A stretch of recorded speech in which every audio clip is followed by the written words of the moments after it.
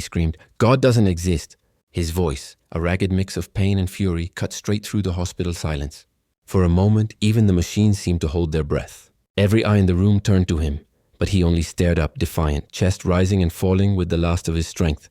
The anger in his words reverberated like thunder in my chest, echoing off the sterile white walls, shaking my faith in unseen ways.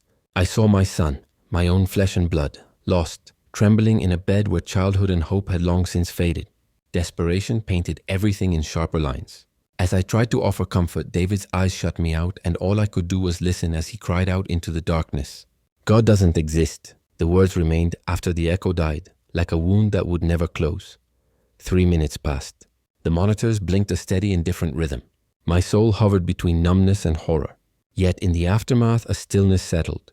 Deep, sacred, inexplicable. It was as though the world paused to breathe, waiting for the next miracle or the final collapse. Sometimes I tell myself brokenness is the only place where anything truly changes. If any of this stirs something in you, pause for a moment and comment below where you're watching and what time it is on your side of the world. And subscribe, so you'll be here when blessing appears in your own ruins. My name is Joseph.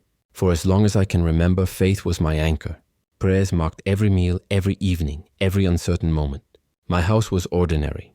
A quiet corner on a quiet street, neighbors who nodded and smiled, an old church bell calling out across the rooftops each Sunday morning. My late wife, Anne, was the gentle fire at the center of our world. Her laughter in the kitchen, her voice in song, her prayers rising quietly at the altar she tended each dawn. When sickness took her, sunlight vanished. Our altar grew dusty. The Bible became another relic beside family photos whose eyes no longer shone with hope. David, my only son, grew up in that twilight. I wanted to give him certainty, but ended up giving him rules. I mistook discipline for love, structure for safety. Where Anne had woven faith with kindness, I wrapped it tight in expectations. From the start, David wrestled with belief. His mind darted between wonder and suspicion. He asked questions that made adults shift in their pews. Why does God let children die? Is faith something you feel or something you fake? Sometimes late at night, I'd find him weaving melodies on his old guitar, scribbling half poems about grace and regret. I wanted to answer him, but silence always seemed easier. My answers shrank behind pride. Over time, our dinners became shorter, our prayers rote and hollow. When David started drifting away, Anne would reach for him with open arms. I used walls. After her passing, I retreated even further, trying to repair what I'd helped break by tightening every rule, watching every step. One evening, the pastor visited. We sipped lukewarm coffee and spoke of God's work. "Joseph," he said softly, "sometimes God is a whisper. Sometimes he's just very good at keeping company with the hurting." My heart heard the words, but my grief drowned them out. David's questions hardened into anger. He stopped coming home after school, replaced friends who spoke of hope with others who called faith a crutch, a fool's delusion. I watched but never reached far enough to pull him back. Then, as life will, it collapsed further. The headaches came, then the fatigue, the hospital visits, and the tests that returned with quiet, colorless dread. My prayers grew urgent while desperate. I begged God to spare us, to heal my broken boy. Anne would have prayed differently, more gently, but all I knew was how to squeeze hope out of discipline. David deteriorated faster than any diagnosis could explain. He turned bitter, shoving me away even as his own strength fled. One night, between breaths that sounded more like animal pain than human endurance, he shoved his Bible from the bed, its thud louder than any hymn. "Stop pretending," he hissed. "Your God isn't coming." That night, I understood that desperation can make even the faithful cruel. I sat up for hours, my hands trembling over a prayer book too heavy to lift. "Help him, Lord, help me. Don't let this be the end." But some prayers echo unanswered. Days drifted into nights. Nurses moved like ghosts. Church friends brought casseroles and well-meaning, empty words. "God has a purpose," they'd say. But in Anne's absence, I could not find meaning, only pain. David's anger turned inward. He refused to let the pastor visit, rolled his eyes at every attempt at comfort, ridiculed every platitude. Where before he'd avoided church, now he mocked me for attending. He told his friends there was more truth in darkness than in light and laughed. Sharp, cold laughter that hurt more than tears. Our home became a mausoleum for unsaid apologies. I'd find him staring out windows, hollow-eyed, moving through the house like a shadow. I tried talking, but my voice turned brittle, my faith smaller with every failed conversation. He drifted further, staying out late, experimenting with anything that numbed the ache, clinging to anger as his only fuel. His music lost its melody, replaced by discordant, unfinished chords. Friends pulled away. "He's not the same anymore," whispered the neighbors at the mailbox. I was left holding memories, Anne's laughter, David's laughter, both now gone. It is said that the night is darkest before the dawn, but there are midnights so deep the dawn seems an impossible fable. Then, like all stories where God waits in silence, the first sign came quietly. One evening after a rough night, David dreamed, a fierce, haunting vision that left him shaken. He wouldn't talk about it, but something in him changed, a minor softening at the edges. A few days later, I found an anonymous letter on his nightstand. The handwriting was unfamiliar. The scent evoked Anne's old perfume. At first, David ignored it. But on a rainy Thursday, I watched as he unfolded it, reading slowly, lips trembling around words I would never hear. He never spoke of the letter, never let me see it.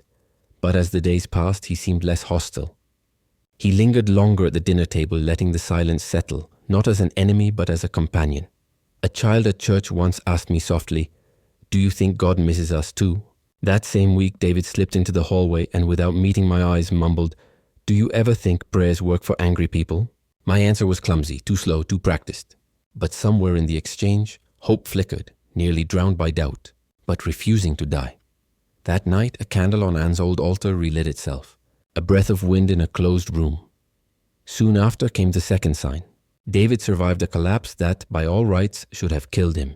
The ER nurse called it nothing short of a miracle. But David just stared at the ceiling, mouth half open, eyes wet. He started listening when I spoke. "Let me pray softly over him, even if just for peace instead of healing," he whispered one morning. I saw Mom in a dream. She told me it's not too late. He fell silent, the anger ebbing away, a tide at last receding. I sat near him, letting the silence say what words could not. On some days, the pain was overwhelming, but his hands would find the Bible, dusty but present, and hold it, not in anger but in searching. His music softened, the old hymn slipped into the background, and the house began to feel less like a tomb, more like a sanctuary in waiting. David became contemplative, watching sunrises from his window, often quoting old psalms under his breath, voice unsteady but yearning. Then nearest the end, miracle and surrender walked in together. All pretense and pride dissolved. One midnight, David called me to his side, his voice a fragile gust. "Dad, I don't want to be angry anymore. Not at you, not at him." His tears came from somewhere deeper than pain. "Maybe there's something left for people like me."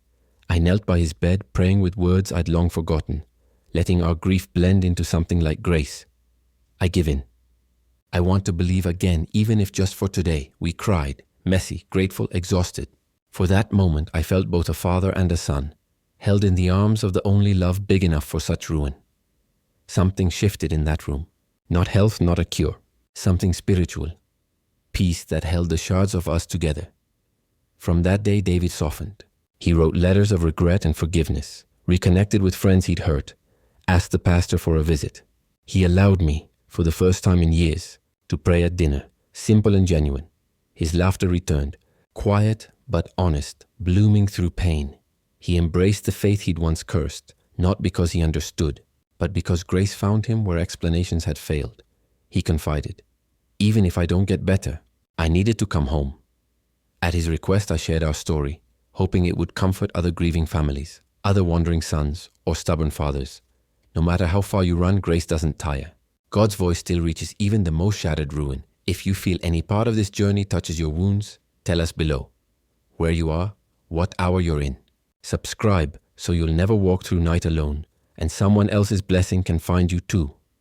The morning after David's last breath, sunlight drifted through the half-open window.